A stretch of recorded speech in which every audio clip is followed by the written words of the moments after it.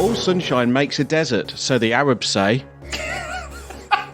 Welcome to the science fiction rating system. That was a quote from this week's film, which is The Black Hole, by the ever-quotable Vincent. We'll get there, we'll talk about him in a minute. Yeah. But joining me to talk about this classic film is Sam. Hello. And Alex. Hey. Hey, guys. How's it been? Not bad. Good. Yeah. Sun's come out. Sun's out, guns out. It is warm, isn't it?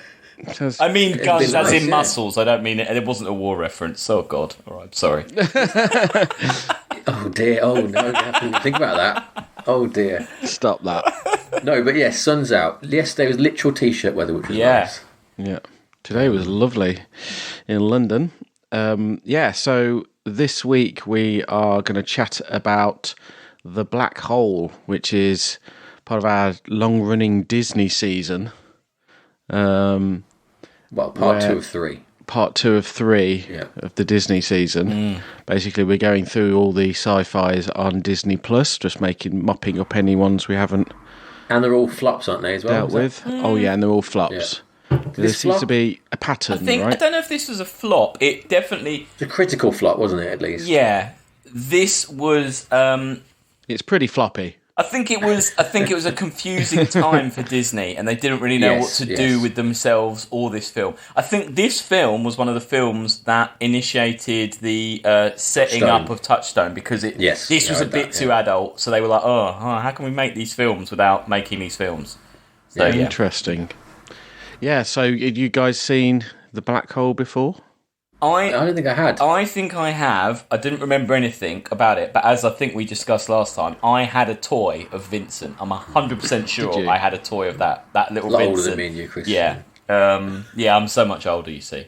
Vital information necessary centralised. Yeah, but I think they gave up on the acronym halfway through. Did. But it's just not working, so... Yeah, because he's actually V.I.N.C.E.N.T, isn't he? The other guy's even worse. The Bob one's even worse, isn't it?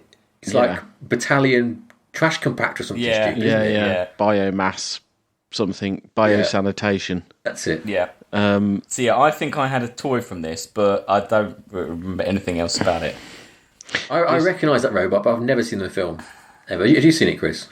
No, but as I said, I think we had an album of sci-fi music back in the day. That. Yeah. And then obviously the music is John Barry. It's a hell of a theme. I love the theme. Yeah, so this, basically, he was just honing that Bond sound. Definitely. And yeah, it basically did have that Bond sound, didn't it? Yeah. But the main theme is very Star Wars, but then the one that goes through it a lot sounds like Bond sneaking into a Siberian base, doesn't it? Yeah. But with just like a theremin on top of it, like Bond's taking a theremin around a Siberian snow base with him. But quite like sinister, it's got that sinister tones in it, which is quite good. It's very Bond, isn't it, though? Yeah. Very Bond. Yeah. Yes, very Bond. But we only know it as Bond now, though, right? Was he not doing Bond before? Was John Barry... I don't know. Surely he'd done Bond before. I mean, but the problem is he's like synonymous with Bond now, that yeah. sound. So it's not, he's done loads of other things, but that's what kind of throws a spanner in the works when you're listening to this. Do you know what? Do you know what links this film with Star Trek: The Motion Picture, which came out the same year? I do. The last film was to feature an overture. But yeah. Which, when you think this film starts right, and they're after the Star Wars audience, immediately they've Disney have missed the point. Think of how Star Wars starts, like bam, straight into it, big star screen. This is like black screen. I thought that overture. I thought my Blu-ray was broken. I was like, why am I just staring at black? Was broken. Yeah. Because also there's a big gap after the overture ends, isn't there? Before the credits come up, and I was like, Disney Plus, because Disney Plus is pretty shit anyway. I thought it was just broken again. Yeah. I mean, that just shows the old-fashioned ways are still end of an era. But it's also a Hollywood first. It's the first soundtrack digitally recorded for a film. So it's like the end of an era and the start of an era of music, this film is. I think that kind of sums this film up in a weird way, isn't it? It's a kind of confused film. It's a weird, Lost confused film. But, yeah. Hang on, before we start, though, Alex... Oh, yeah. We've got a competition. We haven't had one for a while, but we've got one. We have got a chance for our adoring public to win Johnny Mnemonic on Blu-ray. On the 25th of April, Robert Longo and William Gibson's 1995 cyberpunk classic Johnny Mnemonic starring Keanu Reeves is released on limited edition Blu-ray for the first time in the UK. And thanks to 101 Films, we have a copy up for grabs. It's really, really nice copy as well. To win it, just give us 5 stars on iTunes and let us know via any social media or email that you've given us those 5 stars. So give us the 5 stars, then message us saying, I gave you the 5 stars. Give me the Blu-ray. Like that. And it's going to be, this comp will be running in a few weeks, but we will be doing Johnny Mnemonic and we'll announce, we'll say the competition's ended, Yeah. At that we might not announce it. No, we probably won't announce the winner at that point.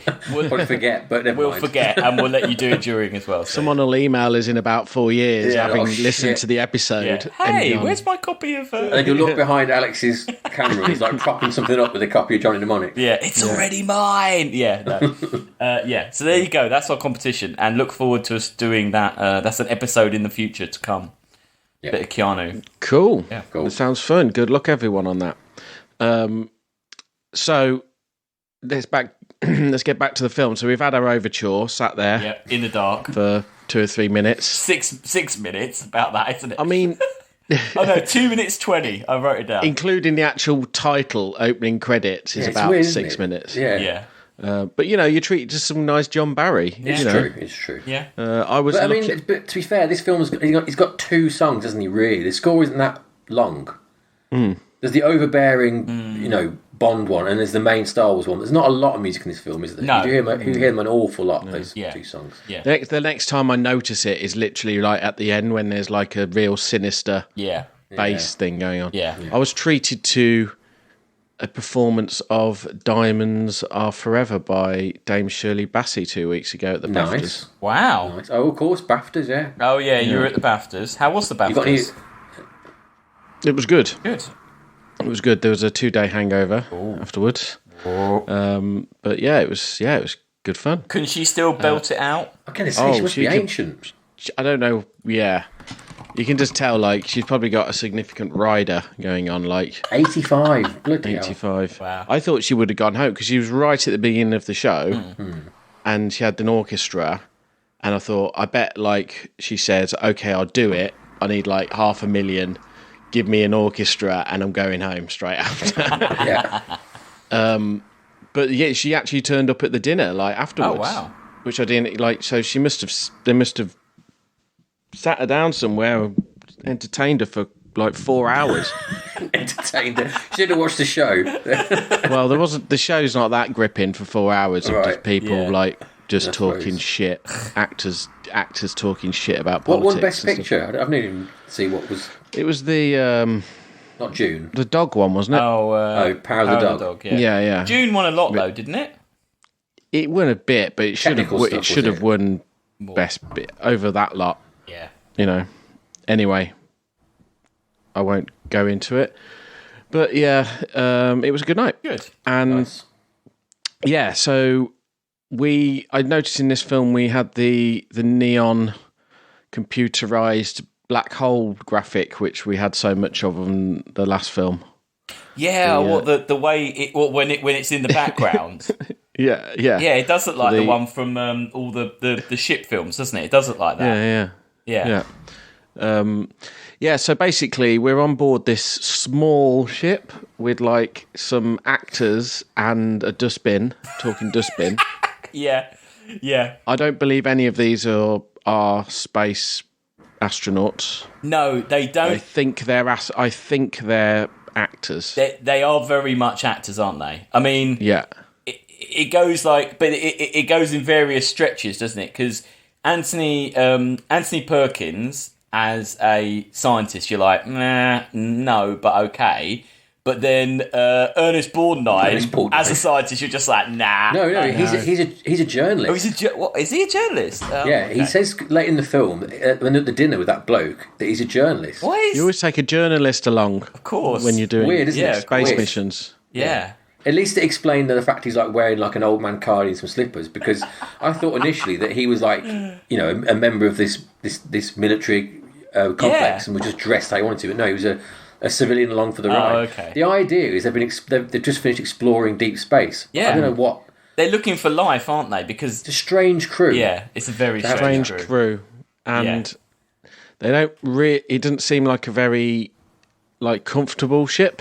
Oh no. They're all huddled around like this. It looks like the Doctor Who TARDIS. It's very controls, isn't it? I thought it looked like Red Dwarf as well. It's very it's very Red Dwarf. It's very basic and a bit kind of put cobbled together. I didn't mind that about it, but and there seems to be two levels, right? There's a level where the old ones are, and then there's a level where the young guys are. I think it's bigger than it looks. It must be because they've been on it years. So anyway, they scan the space, and then they find this ship hanging out by the black hole. And I like where they go through the library to figure out what it is, and there's all these ships of completely the wrong shape. Yeah, I forgot that bit. Yeah, there's not only that, Vincent reads it out, doesn't he? He's like, United Kingdom, Starship, such and such. He's very slow. They're all looking like... It's like they're playing I Spy or something. I mean, it's so are they going through every ship that's ever been launched? That's what I was thinking, yeah.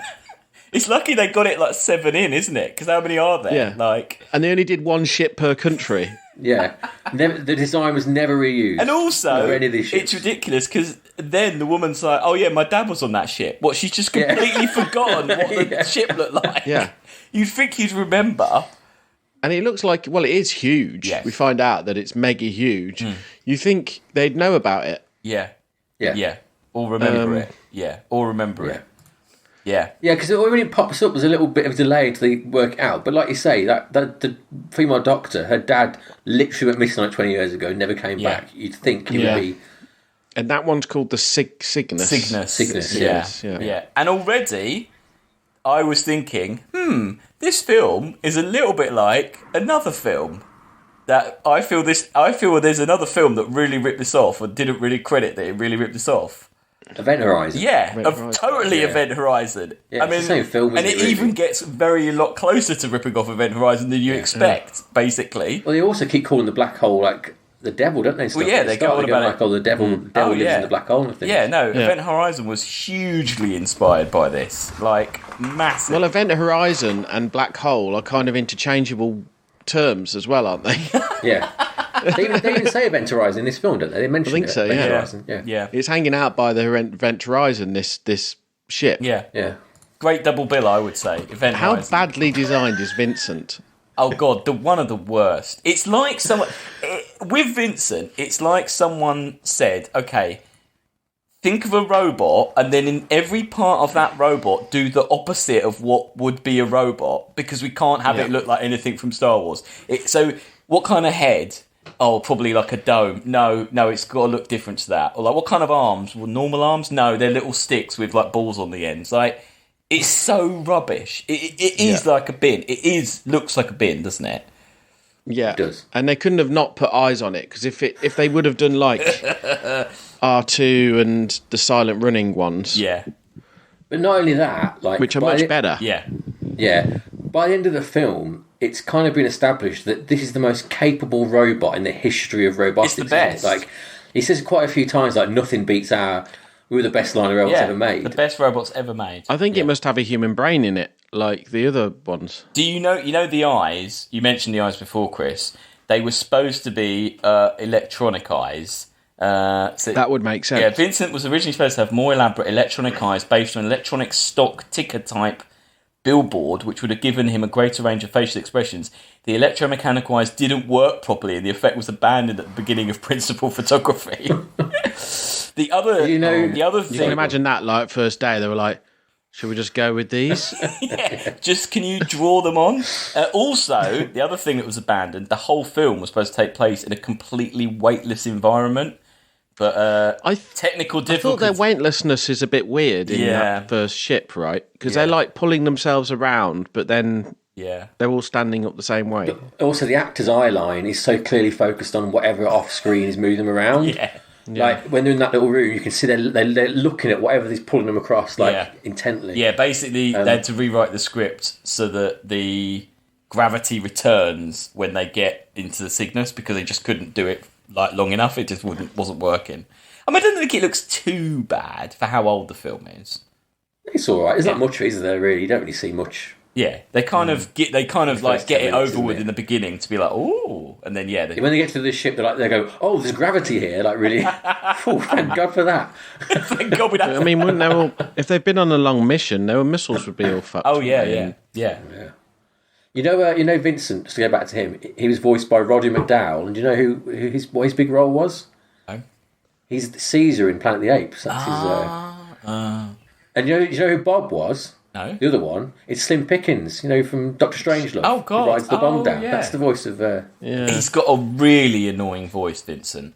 And I mean, he's the worst. As you said, Chris, 80% of Vincent's dialogue is these terrible, like, fortune cookie sayings. It's awful. I've got some of them. Do you want to hear some of them? Definitely, yes, okay, please. I wrote that there at the bottom of my... hold on. A wolf remains a wolf, even if it has not eaten your sheep. That's one of them. To quote Cicero, rashness is a characteristic of youth, prudence that of mellowed age, and discretion the better part of valour. You can see what they're doing, because C-3PO is a twat, isn't he? And they've thought, like, how can we out-twat C-3PO? We make him into, like, the most... He's like, like in an office, you get someone like that who's like a real, like... like, whatever happens, they've got some sort of saying or something like that. You just want to, like, mash their face into the sink or something. Like, there's no way this robot would survive any ship, because any sort of crisis, and he starts spouting this stuff, someone would just beat the shit out of him, wouldn't they, and turn him off. A pint can hold a quart, Mr. Pizer. If it holds the pint, it's doing the best it can. That kind of ages it as well. It's like, what the fuck is a pint and a quart? I know, The best one, I've saved the best till last. There are 3 basic types, Mr. Pizer. The wills, the won'ts, and the can'ts. The wills accomplish everything, the won'ts oppose everything, and the can'ts won't try anything. But you're just like, how does any of that help what they're doing? It never really helps.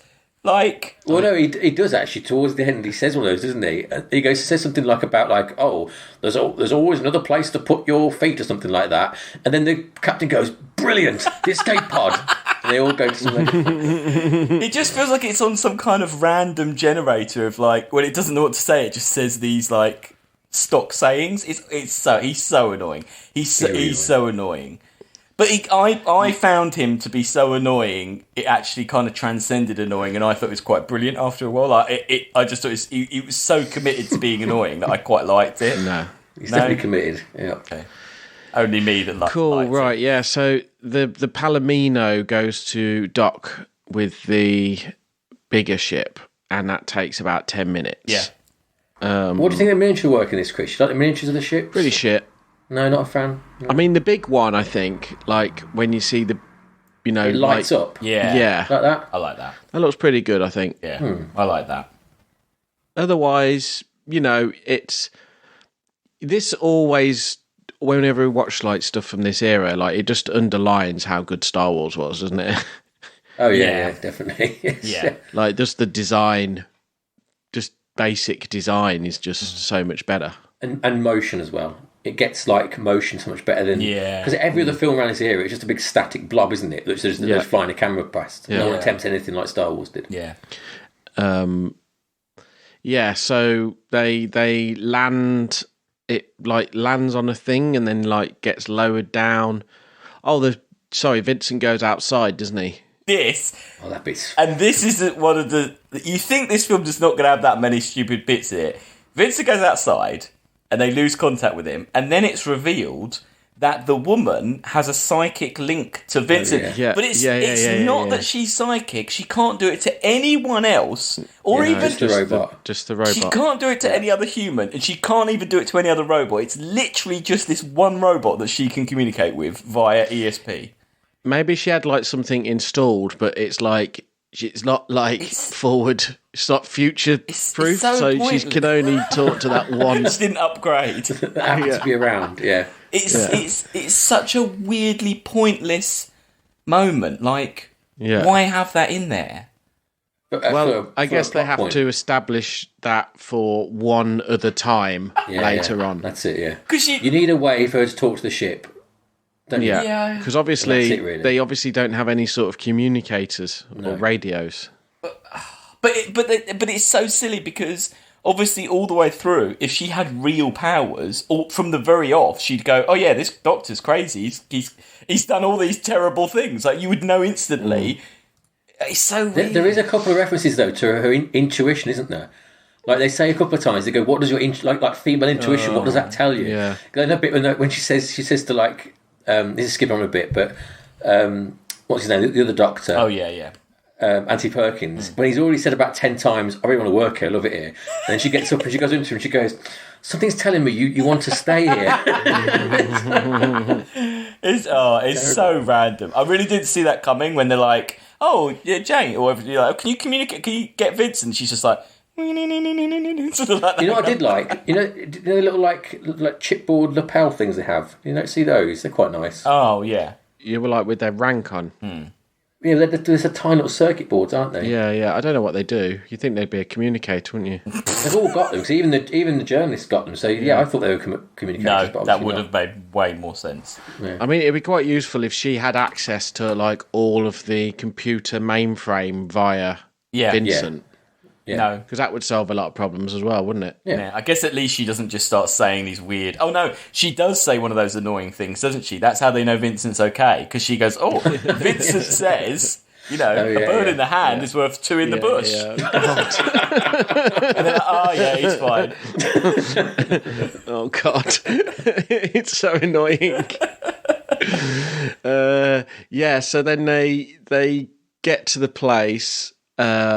it's very a mystery. They don't really know. It's like an abandoned massive ship. I quite like this. It's huge. They just walk through these massive environments with just nothing in them.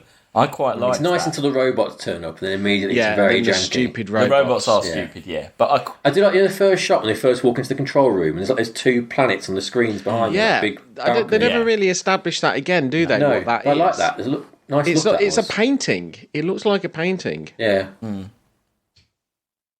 I don't know what that is. I quite like I quite like this ominous, this is really a horror film, isn't it? I mean, it's a sci-fi horror film. It doesn't know what it wants to be, does it? It is a horror film. It's like... Definitely a thriller. I mean, it is definitely... Yeah.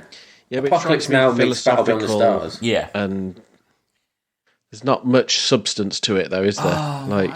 Real substance. No. I do like that big control room, though, with all the computers around, all the lights around it. Yeah. The verticality of it's nice, isn't it? How it's the other robots. I mean, if So there's too many different types of robot in this, there are loads. You've got like the stormtrooper ones. Yeah.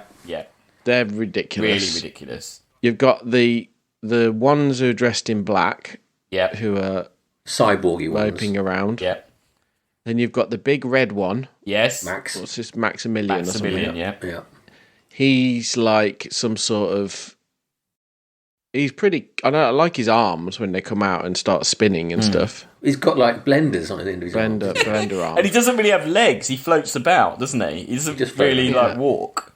I feel like the design's been used in another Disney film, like The Incredibles or something as well. I don't know. You know what I mean? Like his eyes and his... Yeah, or it's like been in a Monsters, Inc. thing or something. You know, I feel like they've He's a bit like a Cylon from the original Battlestar Galactica. Yeah, that's Cylon, Yeah. Also, like, Vincent seems to be able to fly like this guy. Yeah. And that's a pretty big skill, isn't it? He can do anything. Vincent can. Yeah. He's really got everything. Do you not think though Vincent's sort of attitude is kind of like very dangerous for the crew? Like when he squares up to Maximilian and won't back down. He's just like, fuck it, I'm not backing down. No. I've got this dude. No. And doesn't even say to the captain like, "Don't worry, I've got it. Yeah. I'll handle him." It's mad. He's crazy. No, it's really odd. It's a really odd robot. It doesn't really make any sense. Why even... Do you think they knew what he was going to say on set and they've just did it all in post? Maybe. But does he even do any kind of robot-y stuff? Like, help them with any big calculations? He, like, plugs into a computer, doesn't he? Like an R2 thing at some point, doesn't he? I don't know, maybe he doesn't. I think he just meets that other one who kind of tells him everything. Yeah, and then they go off and have another separate... It's literally a subplot of the whole film, isn't it? So they meet, like, this dude who's in this control room who's like a Wizard of Oz type character. I love him. Yeah. They read, Willy Wonka. Hans Reinhardt. Hans Reinhardt. I love Hans Reinhardt. Do you? I loved him. Good. I thought he was so great. Yeah. Well, he's like philosophizing about a lot of stuff. He's obviously seems to be the only survivor from this ship. Do you want to... Well, my question at the film was, how come he hasn't really aged, or how come he's alive when he says later on, spoilers, oh, I had to save all the crew because they'd be dead by now, because it's been 20 years, isn't it? Right? And it says here that that basically it's all to do with, because he's near the black hole, it slowed down time, and that's why he has. He mentions that, yeah. But why does he say he needed to save the crew? He then? should have done that for the whole. crew. Why did the crew need to be saved like that? Then, like later on, he's like, "Oh, I had to save them." You're like, "Nah, that doesn't make." Well, he's gone mad, hasn't he? Yeah, he's just gone mad, I guess. You see, your problem is you're believing the madman. I am. Yeah, you've trusted him. You're towing the line. I'm like Anthony Perkins. I just want to work with him. You're falling for it. Yeah.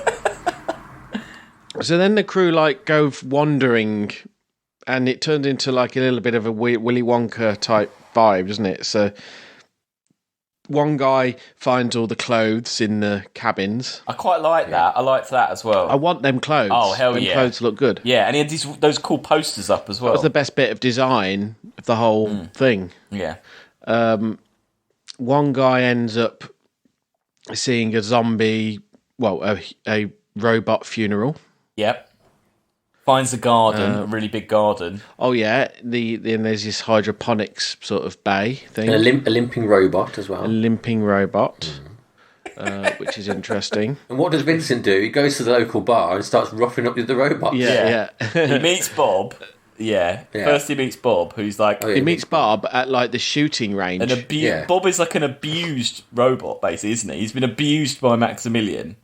Bob is supposed to be like an earlier mark of Vincent or something. But I think he lost a competition, a sharpshooting competition, and got beaten up. But I think he even says, "Oh, that Maximilian's done things to me I don't even want to think about," or something really weird like that. Yeah.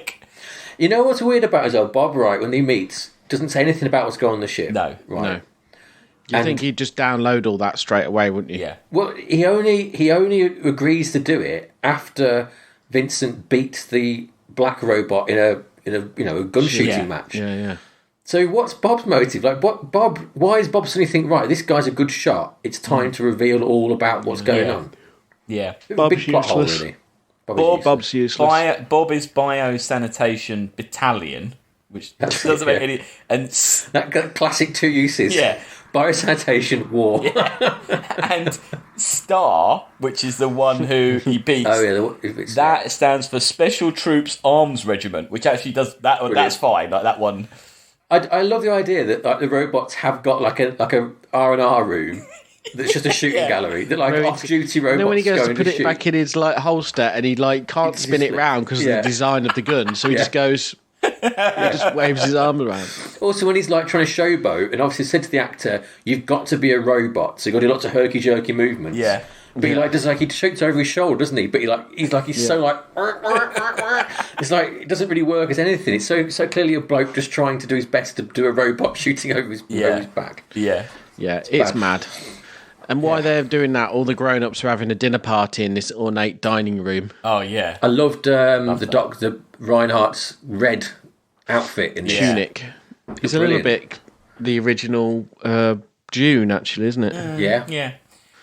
With his little medal. Just to go back to Bob, the Gary Nelson wasn't satisfied with the way the model shop made Bob, saying the robot didn't look battered enough. He went to the clay model they were using for reference and hit it with a baseball bat, and then they built the Bob model based on what he left. Brilliant. You can actually see that. You see baseball bat dents as if it was made out of clay. And then they've obviously just moulded the plastic over that. How funny is that? Imagine you can totally see that. What are you doing? It's it's not been up enough. Don't you think that Bob and the way he's just sort of pottering around the ship, it kind of does a lot to sort of undermine the fact that this evil genius running this place, but the crew were left to do whatever they wanted. Bob is just wandering around. Well, also telling everything. Yeah, they're going to the shooting range. It doesn't look that bad, does it? There, No. Oh, they're loving nice. it's yeah. I'm not sure what Bob normally does though. Yeah. I don't know. Yeah, I don't know. Yeah. Not a lot anymore, I Gets think. abused by Maximilian. There's no biosanitation to do anymore. What is biosanitation? Is that just shit duty, like cleaning up shit? I think so. It's just like pumping shit, isn't it? Also, isn't battalion? Isn't that more than one? But there's only one. Yeah. I hope there's a deleted scene, where like Bob's got a big nozzle on his nose and there's just like shit being pumped through him. Like at high rates. And then one comes in and goes, "Oh, I don't want you to see me like this, Vincent." Yeah. Shit's coming. They do look a bit like Henry Hoover's, actually, don't they? Like they do, yeah. They do. They're Henry Hoovers. I wonder if Henry Hoover's came out after this. Inspired by Black Hole. Should we find out when Henry Hoover's were launched? I'm on it. I'll get on it. History of Henry Hoover. Yeah. So there's this ornate dinner where the bad guy is, they're philosophizing about the wormhole and his mission in life, and it's at this point where we kind of all learn that it all goes wrong, and they've been kind of lobotomizing the crew to be his slaves. Bob and Vincent find that out, Yeah.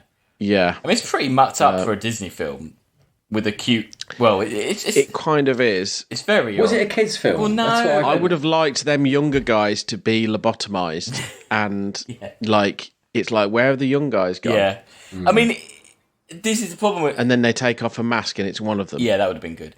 The tone is kind of really adult, but obviously there were a load of, like, figures and, like, there were comics based on this, and there was, like... I mean, Vincent looks like he's designed for a 3-year-old. Yeah, I mean, But he's not acting like a 3-year-old's robot. No, it doesn't really make any sense. Like... A bird in the hand. What's the one where he goes, there's old pilots and there's bold pilots, but you don't get old, bold pilots. Yeah, there's that one too. Yep. Makes a lot of sense. I mean, I'm definitely going to live by all of these sayings from now on. I'm going to start a whole religion around. But then I would say that Vincent Reinhardt has loads of really quotable lines as well. Like, he says loads of really great, ridiculous things. Like, you want a Henry update? It's very static, though, isn't it?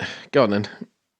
Henry Hoover started in 1981, just after this came out. Yeah, I think there's a good deal of... Oh, yeah. Because think about it, like, Henry Hoover, they were just like, just make a Hoover and stick 2 eyes on it. Yeah. Do you want an interesting Henry fact? Do it. Initially, well, don't say interesting, it's mildly titillating.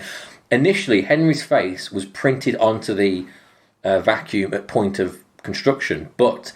In some markets, it was considered dangerous having a face on the Hoover because kids were too attracted to the Hoover. And so now they aftermarket put the face on in markets where you're allowed to have the face. Some places there's no face on Henry. That makes sense. Safety first. Yeah. Okay. But there's no reference to... I cannot see a black hole film. reference. No.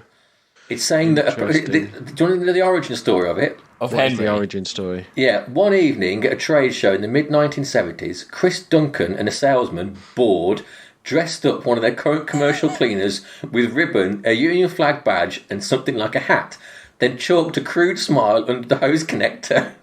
The next day, visitors noticed it and laughed, and that's when they decided That's all it is. Yeah. That's his story, and he's sticking to it, where I think he actually went and saw this film. Yeah, I think so too. Yeah. Okay, so next week on the vacuum cleaner rating system, we will be covering... I had a Henry for years. Anything with a HEPA filter? They're okay. They're bad because I had one for years, thought it was okay, and I got a shark. And the first time I went over the downstairs carpet, the shark, the one room filled the whole thing up because the Henry just hasn't been dusting anything. So, yeah. Henry's like, basically like Bob. Yeah, pretty much, yes. When they apologise to you afterwards. Oh, I'm so sorry, Mr. Draper. You got some good sayings out of it, though. Straight in the bin, Henry. Oh, I'm so sorry. In fact, after that incident, he used to be like Bob, but I went up to him with a baseball bat, smashed the shit out of him. There's a whole range now, isn't there? There's like a girlfriend one, and there's 3 main ones, isn't there? I've just read there's a Halloween special. There's all sorts. There's George, David, William, Edward, James, Henry. They've tried to make it like Thomas the Tank Engine. None of them. I bet you none of them are called Vincent or Bob though, just in case. Basil, Edward, Charles, George, David, Wendy, Harry, Hetty, John, and Lewis. an exclusive John Lewis. Wow. And Jack, the exclusive Tesco one. Well, there you go. I want Henry to be an acronym for something though. Yeah. Huge energy. Huge energy. Not really useful, was he? Why? Yeah. So anyway. So we find out all about the mission and how he's going to go in, through, and beyond. That's what he's going to do. Yeah. He wants to explore the black hole, and he's basically selling it to the guys, really, isn't he? It's like, do you want to be explorers with me? Yeah, he's just like don't stop me now, kind of, His plan's all over the place, isn't it? He's not really that. He doesn't seem that evil, does he? He's just like. In fact, he just says he wants someone to observe him doing it, doesn't he? So there's a record of him doing it in case I think he gets back. off being watched. Yeah, but also it's quite a practical thing, like saying, "Oh, it's lucky you turned up because I might not survive this, but you just hang around and observe it for me." I thought that's reasonable enough. Yeah. Yeah. Hey, but you know what? As an old war hero once said, "Damn the torpedoes, full speed ahead." As Vincent would say if he was here now. Sorry,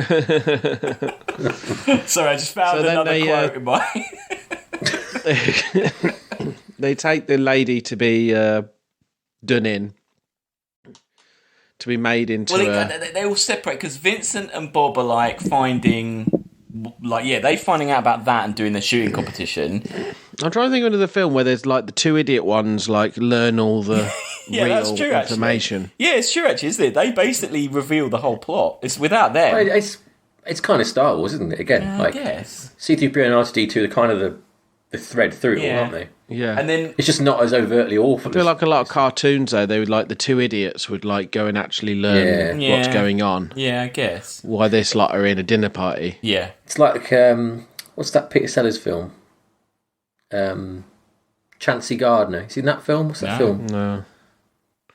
Being There. Being Good There, film. Yeah. The process of lobotomizing them seems to be you put tin foil over your head. And then they put like a whisk over your face. Yeah. That woman is such a terrible actress, isn't she? Like he rescues her and she just goes, pecks on the cheek and then looks away. Yeah. And there's a bit early on as well when Anthony Perkins says he won't leave and she goes, "Oh God!" And then immediately just stops and goes back to a neutral face. And it's like, It says here that Dr. Reinhardt wears the Order of Canada, which is the Canadian National Order, and the second highest honour for merit in the system of orders, decorated with the Medals of Canada. Why has he got that? What are they trying to say with that? That's really weird. Someone just found it in a props bin. Yeah. And he put it on it, and it's probably very offensive. I mean, he doesn't sound Canadian, does he? Like, he's German. Don't they even mention earlier on that he's German? Or should they mention that he's? I don't know. At the start, when Ernest Borgnine's talking about him, and he's like, "Oh, he's this famed German scientist." German and Canadian. It's American ship because of the classification on the. I don't know where he got that Canadian order. Canadian ship. Yeah, I don't know where he got the Order of Canada from. Then. Just back to that female doctor as well. This is on Wikipedia. You might have read this. This is my favourite fact about this film.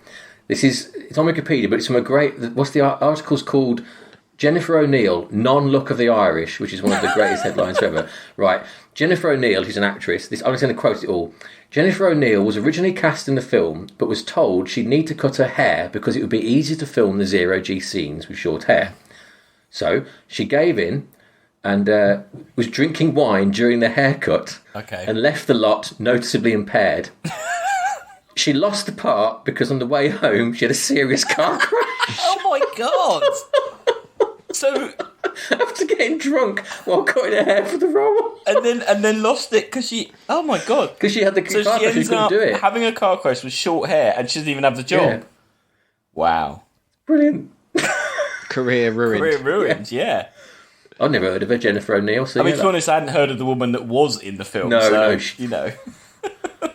I think she's hanging around at the time. Perhaps they're like filming that day and they're like, right, we've got to get just any woman who's around to film. Quick, pretend you can psychically talk to a robot. Ah, yeah, that'll do.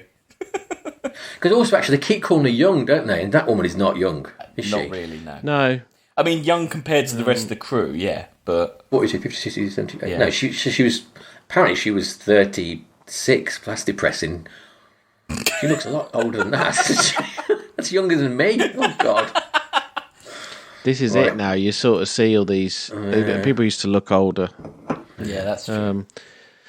So, you know, when Bob and Vincent start shooting, they're quite ruthless. Oh, aren't hell they? yeah. I mean, all that boasting Vincent's done about being the most competent robot in the galaxy, it pays off, doesn't it? Because they kill hordes of these.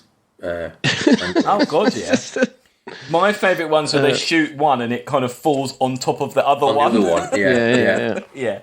It's just bloody just hitting it with these red lasers. It's pretty good. Yeah.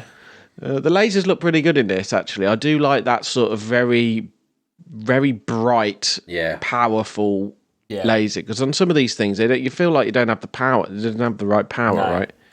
Even in Star Wars, like when Han Solo shoots what's his name? Greedo. Yeah. Greedo. The laser beams, like...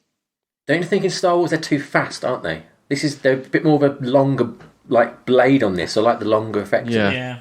It's like a mix of a lightsaber and a blaster, I guess. So they basically, there's a big chase stroke shootout. Yep. Literally killing a lot of these stormtroopers. And also, while this is going on, Anthony Perkins and the lady are with Hans. And then, basically, it all just goes like... Well, Perkins gets blended, doesn't he? Really... Which, for a kid's film, again... Really... The way he pulls this really horrible face, and there's this really weird, like noise as it's, like, cutting into his flesh and stuff. Yeah. It's really mucked up. Grim. And then Hans is like, save me from Maximilian. Like, I didn't get that. No, I didn't get that either. Well, I think Maximilian's going to have his way with him. That's the thing. Like... But I thought he'd made kind of Maximilian. Like, why... Yeah, I don't know. I thought the rest of the film was going to be that, like, he'd flip and that it was the robot had taken over. But isn't that at all, is it? He just says it really randomly, and then... Yeah. I thought it was going to be like Wallace and Gromit, where the robot's in charge. Actually, the robot dog in Wallace and Gromit looks a lot like Maximilian. He does, yeah. I missed the bit where the reveal, because they have the psychic connection and he tells her. Yeah. Basically, because that explained why they did that psychic connection earlier on. But also because there's this the young character, the young guy. Is he like called? I don't know what their names are. No, me neither. But the young guy, Chamer. He's been left on the ship, and then he kind of sneaks out. Well, he comes out, doesn't he? But then he gets sent back to the ship with Ernest Borgnine, who's just like, I'm not doing any of this crap. But then the young guy goes and's like, I'm going to help them. And then Ernest Borgnine's like, fuck this, and just starts trying to lift the ship off, doesn't he? Well, he takes off, doesn't he, all by himself, right? And I wasn't sure. I thought, was he saving the day? And then they're like, well, he was trying to get away. He's like, but his character hadn't really suggested he was going to just like abandon them all and try and leave. No, not at all. No, he wasn't a bad person or anything. He wasn't like, he didn't, there's no hint that, it's the same way when Anthony Perkins dies. He does just want to, he's not like flipped to the dark side. He's just a scientist who wants to see what Dr. Reinhardt's going to do. It's pretty dark, like what happens. They take it so well as well. And if the ship flies off, blows up, that guy's betrayed him. They're like, oh, well, he's perhaps done us a favour. Yeah. And they've also they've lost their only escape, haven't they, at that point? Yeah. We start to see what them like orbs were, I guess, like in the control room, you know, when you see the orbs. Oh, yeah. This is the only time when we start to see them orbs again. What is it? I don't know. They've just come from the black hole, right? Is that when they're rolling down that corridor? There's like an Indiana Jones moment, but they're all flying. I quite like that. I think they're quite from good. the reactor? Maybe. I don't know. The reactor blowing up, do you think? Not sure. Hand slap. It's very unclear, isn't it? Because they're going into the black hole, aren't they? Yeah. But at the same time, those things are flying at them, and I don't understand what's going on. I mean, obviously they have their last trip on that like conveyor thing, the go-kart the little go-kart thing. Yeah, I like that. Yeah, and they start flying around. I mean, we should have saw that coming. There was going to be a joyride on one of them things. Yeah. Then they have a blast out through in the greenhouses. Robert Foster hurt his head slightly in that scene, it says on IMDb. Great trivia. Yeah, slightly hurt on the head, it says. What, when the palm tree in the greenhouse falls on them? Yeah. I think Robert Forster's too good for this film. He's a great actor. Yeah, he is. And he's really slumming it in this. Yeah. He's doing his best. He's just generic captain, isn't he? Yeah, he's not even really got a character. I mean, like you say, none of them really feel like astronauts at all. No. At all. No. I mean, Hans is the nearest to like a mad scientist, but only in the sense of like a cliche, not in a real sense. But he just sits there in his control room, just telling the zombies what to do. Yeah. Don't you think it feels like it's like kids wrote it for like a school play or something like that? Like everything's so like there's no. I don't think so. I think people of this era wrote it because they didn't really understand science fiction. But like none of the, like we were just saying with the motives of like Hans and stuff like that, none of it's really worked out in a way, and also it all clashes against the tone of it's everywhere because like Vincent looks like a kid's thing, but he's crazy. Yeah, there's some harsh deaths, but then there's some like slapstick and I don't know. I mean, I think it was in. Didn't it start writing it in 1971? So I guess I don't know. It went through a lot of, iterations. It was called Space Station 1 initially, I know that. Right. Alan Dean Foster, who wrote the novelisation of the film, was so appalled by the bad science in the script, he provided a list of changes to the producers which he felt would improve the story. Upset by this, the Disney brass actually called a meeting to decide what to do. I read a thing where he, the press release for his book, he said, like, this book is literally just fixing the plot holes in the film. Brilliant. That was what his book was about. Brilliant. That's great. Yeah, I mean, this science is all over. There is no science, really, is there? But well, especially this ending. Well, see, that. I mean, I did like Vincent's like last fight. Oh hell yeah! It's simultaneously the worst Clash of the Titans and best robot fight ever. And also, because he just starts spinning the drill, and then Vincent starts drilling him, doesn't he? Yeah. But then something else pops up. Yeah, what's like his head? His head goes knocks him away. Like his head. And then he the whole set looks like it's made out of paper as well. I love it. It's so good. It's really, and there's this really weird sound effect going on as well, like this horrible noise going through that. Oh, I loved it. I think that's really Vincent he's the hero and the comic relief. He's every character, isn't he? In this, he's like the buddy thing with Barbie. He's flying them around. Yeah. He's great. I love it. So Bob dies. The ship's being ripped apart as it gets pulled into the black hole. Yeah, it's no use, Vincent. My useful days are finished. Part of me goes with you. You'll never be obsolete. Carry on the tradition. We're the best. And they strap him to a bomb and he flies out the bottom of the of the ship. Yeah. It's important, that line, isn't it? They have to have that line in there. Yeah. So they escape and then they show him floating through space. It all goes it all goes super trippy now. Yeah. And what's the bit? It's like Max and the Doctor kind of like become they're like having like a romance dance. They go in space. Yeah, I can't remember which order it is, but they go into the black hole, and they're all getting like everyone has their own things going around their head, and Vincent says, "We're the best, we're the best," and like just playing again and again in his head like that. Yeah, and then there's this insane shot of the Doctor and Maximilian like spinning round. And then he's inside Maximilian. I loved it. I thought it was great. And there's like a planet of like cyborgs, isn't there? Like a whole, then he's like on this mountain, like going, it looks like flames. And it looks like hell. Mental. It completely looks like hell. Mental. Then they fly through a corridor, and there's this kind of angel thing flying. Yeah, flying in front of the corridor, and then they come out. I like that corridor though. There's like weird like glass arch things. But I think this ending kind of saves the film a little bit because it is just so mental that you're just like, oh wow, okay. Like I like that it just goes mental at this point.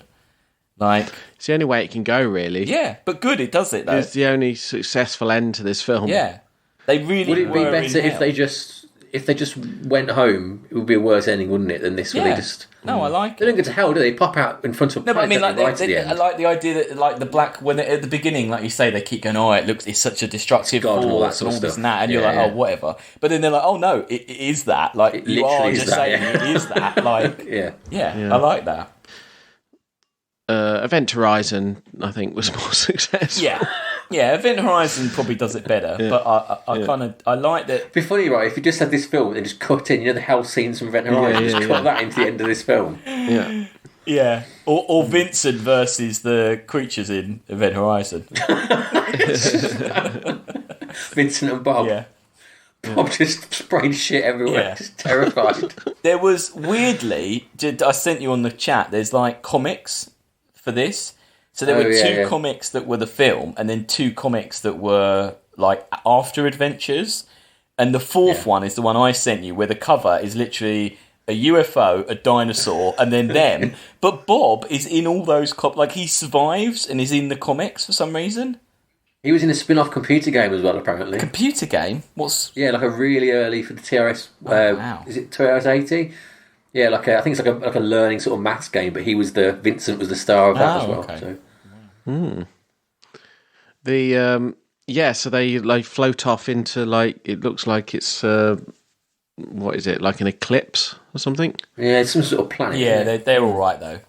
But basically, who's survived at this point? Robert Foster's still alive. The woman's still alive. Vincent's still alive. The 2 young guys are in and the other guy. Is Robert Foster still alive, isn't he? The captain? Yeah. Okay. Captain, woman, young guy, Vincent. That's it. I definitely would have had them 2 young ones mashed up. Yeah, I don't know why the other guy... Yeah, I don't know why the Who's the other young one? There's Robert Foster. Pizer. Yeah. Oh, he's young. Oh, right, so the captain as well. Right, Yeah. And then credits. That's your lot. Yeah. So we've already said it's a little bit like Event Horizon. Yeah.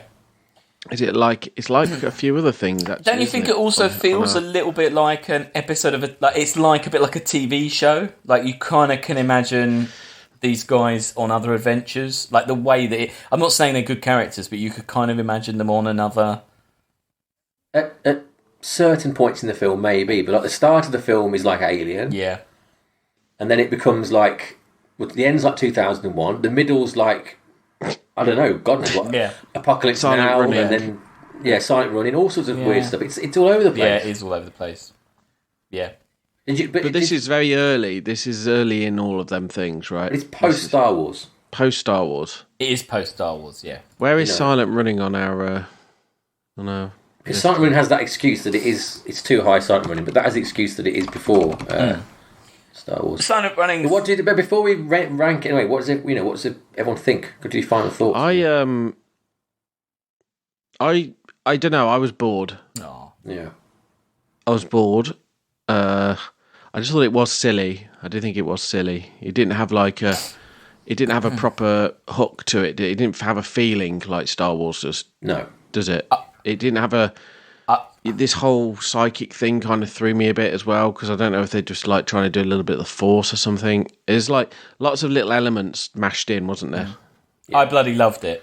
I thought it was brilliant. Did you really? Yeah, I really liked it. I just thought it's so crazy. I loved how crazy it was.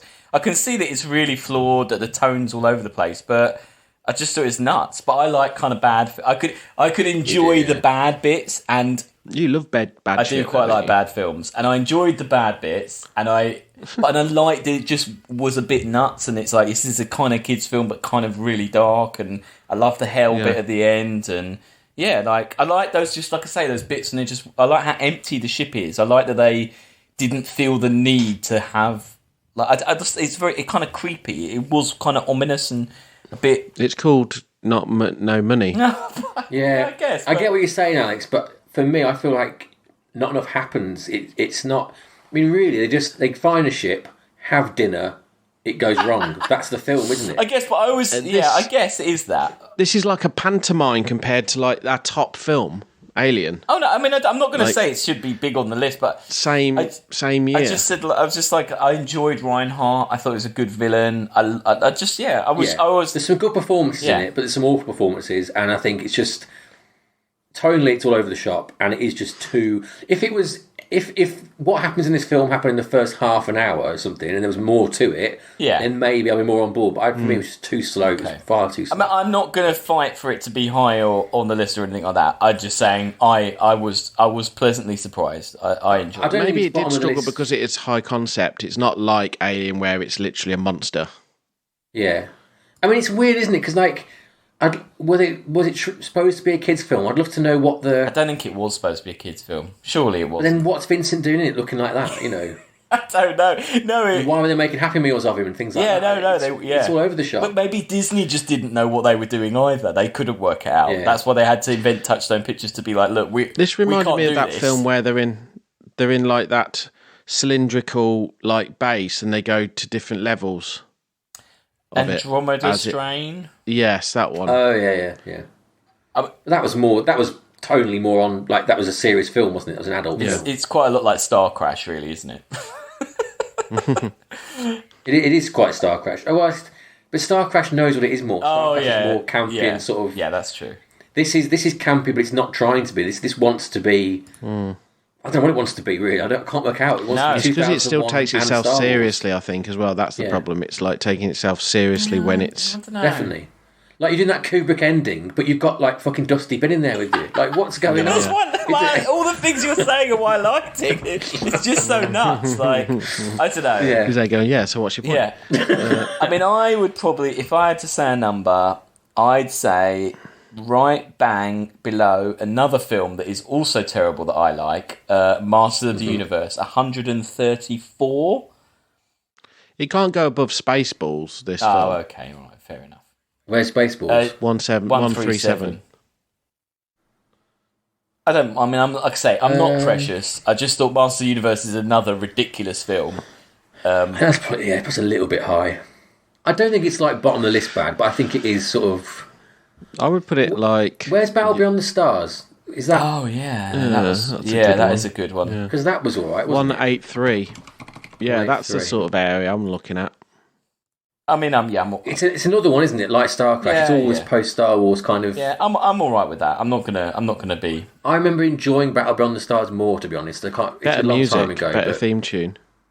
In this. No, in Battle Beyond the Stars. I don't mind. I enjoyed it, but I'm not in any way going to fight for its merits. Should we go one below that then? 184. Yeah. So above Ready Player One, though. Yeah, that's it. Clearly, obviously. God. Good. Yeah, so it's gone in at 184, which is just below Battle Beyond the Stars, which is a similar toned film, really. Another Star Wars rip-off. And just above Ready Player One at 185. It's also above other, more recent films like your 2012s, your Bicentennial Man. Howard the Duck. Howard this the list Duck. Is so insane now. I mean, this list is... there's a logic to it. Yeah. And we're sticking to the logic. It's scientific, isn't it? It is scientific. Very scientific. Any of these will have their chance to be re-rated maybe in the future. We don't do that anymore. Nah. We don't do that anymore. We've done that for about 3 years, but never mind. But we never know. We might do it again. That's we what might bring it back. Maybe. We might bring it back. You're right. That's what I said, maybe. Yeah. So, so that's another Disney flop, sci-fi Disney flop. Good watch. I'm glad we watched it. It's a good watch. We needed to do it. Yeah. And it opens us up for the next Disney installment, which is next week. Who's doing that, Alex? No. Me. I'm doing that. Sam's doing it. Tomorrowland. Tomorrowland. It'll be next. Or it's called Tomorrowland: A World Beyond on my Disney I didn't Plus, know. But that's not... I don't think that's the title of the film. That's how it was released, right? Not over here, it wasn't. It was called Tomorrowland over here. So I don't know if that's the American title or something. I'm not sure, but anyway. And that was obviously a film made about a ride. Yeah. Like some of the Disney films. So... I've got a quiz about that, actually, rides. Ooh, nice. Quiz. I'm up for and that. hey, don't forget our competition to win Johnny Mnemonic on limited edition Blu-ray. Also, be entering that. We had a complaint about the list being very out of date. Before this podcast, the list is now completely up to date. I've done it today, so go and check the list out. You do put a big pod and I'm sorry, this is a new website, we're doing our best. You have put that on the website, haven't you? No, the list is there still, it just wasn't up to date. Oh, okay, that's just... I was trying to get you out of it, don't worry about it. No, I just hadn't done it for before Christmas, but it's all... What are you going to do? I mean, the list is an ever-moving thing. It's true. It's already out of date, in fact, because we just bought it's already out. Great. Yeah. Right. That's great. So, we'll see you all next week. So, it's goodbye. Cheerio, guys. Goodbye. Bye.